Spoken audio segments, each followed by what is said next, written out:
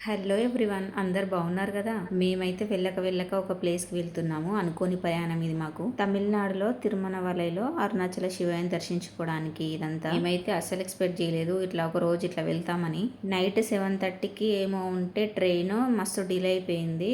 ఎప్పుడో 11కి ఎక్కినాము. Before marriage అయితే చాలా సార్లు ట్రైన్ జర్నీ చేసినా గానీ ఆఫ్టర్ మ్యారేజ్ ఫస్ట్ టైం పిల్లలతో. మళ్ళీ మా పిల్లలైతే ట్రైన్ జర్నీ మస్తు ఎక్సైటెడ్ గా ఉన్నారు. కానీ నైట్ అంతా గడిచిపోయింది. నెక్స్ట్ డే కూడా ఆల్రెడీ టైం 11 అయిపోయింది. ఇలా అనుకోకుండా అదర్ స్టేట్ కి వస్తామని అయితే అనుకోలేదు అసలు. ఇంకా తమిళనాడుకి అయితే వచ్చేసినాము. ఈ ఎండలు అయితే తెగ మండిపోతున్నాయి. అసలు ఈ ఎండాకాలంలో పిల్లల్ని పట్టుకొని అయితే అస్సలు బయటికి రావద్దు. కాకపోతే మేము అన్ఎక్స్పెక్టెడ్ గా ఈ జర్నీ చేస్తున్నాము.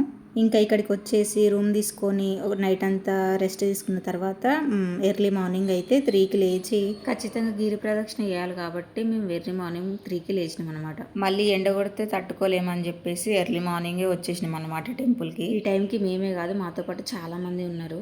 ఇంకా మనం గిరి ప్రదక్షిణ స్టార్ట్ చేసే ముందు అయితే కొబ్బరికాయ కొట్టేసి స్టార్ట్ చేద్దామని చెప్పేసి ఇక్కడ మేము కొబ్బరికాయలు తీసుకుంటున్నాం. మనం ఈ గిరి ప్రదక్షిణ స్టార్ట్ చేసి కంప్లీట్ చేసే మధ్యలో 8 లింగాలను దర్శనం చేసుకుంటాం. ఇంకా గుడి ముందు కొబ్బరికాయ కొట్టేసి నడక ప్రారంభించాము. ఫస్ట్ మనం ఇక్కడ ఇంద్రలింగాన్ని దర్శనం చేసుకుంటాము. మేమే కాదు, మాతో పాటు చాలా మంది గిరి ప్రదక్షిణ చేయడానికి రెడీగా ఉన్నారు. ఇక్కడ ఎర్లీ మార్నింగ్ అయితే చకచక అందరితో నడవచ్చు, అందుకే చాలా మందే రెడీగా ఉన్నారు. ఈ ఎండ స్టార్ట్ అయిందంటే మాత్రం అస్సలే నడవలేము. మొదటగా మనం ఇంద్రలింగాన్ని దర్శనం చేసుకుంటాము. నేనైతే ఇక్కడ మంచిగా ఒక దీపాన్ని అయితే వెలిగించాను. ఎర్లీ మార్నింగ్ లేచి ఇలాంటి పూజలు చేస్తే ఎంత పాజిటివ్ వైబ్ ఉంటుందో అసలు. మేము ఇక్కడ ఇంద్రలింగం దగ్గర దీపాలు పెట్టేసినాము. ఇక గిరి ప్రదక్షిణ చేసే మధ్యలో 8 లింగాలు ఉంటాయి, వాటిని దర్శించుకొని వెళ్ళాలి అని చెప్తున్నారు. మేమైతే రాక మొదటిసారి వచ్చినాము. ఇక్కడ ఏం తెలియదు మాకు. ఇక మేము నడక ప్రారంభించినాము. మేమే కాదు, మాతో పాటు మా ఇద్దరు పిల్లలను కూడా దర్శనం చేసుకున్నారు.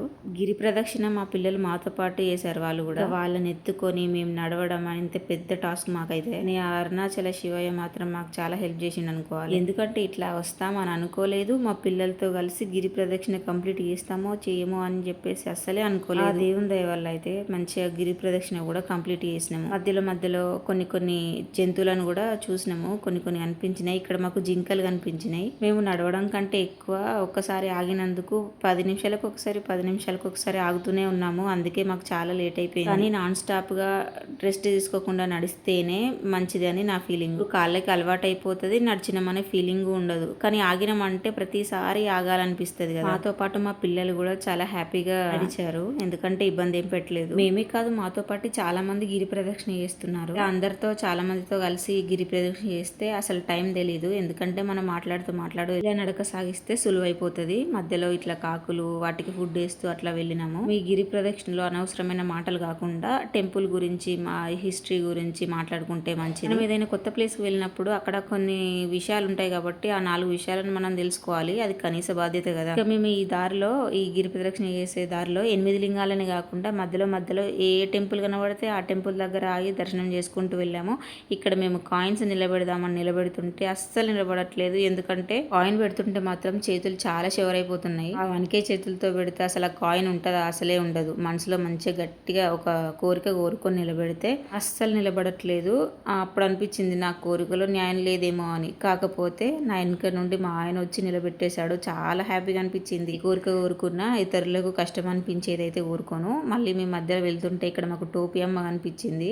ఆమె కూడా మాతో పాటు గిరి ప్రదక్షిణ చేస్తుంది. ఈమె ఎప్పుడు గిరి ప్రదక్షిణ చేస్తూనే ఉంటుందట ఈ అమ్మ.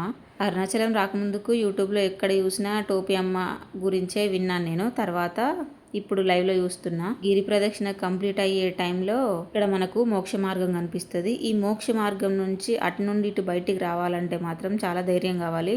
నేను ఎందుకంటే మధ్యలోకి వచ్చేసి ఆగిపోయినా వెనక్కి వెళ్ళిపోవాలనిపించింది. అమ్మో అస్సలకే వద్దు అనిపించింది.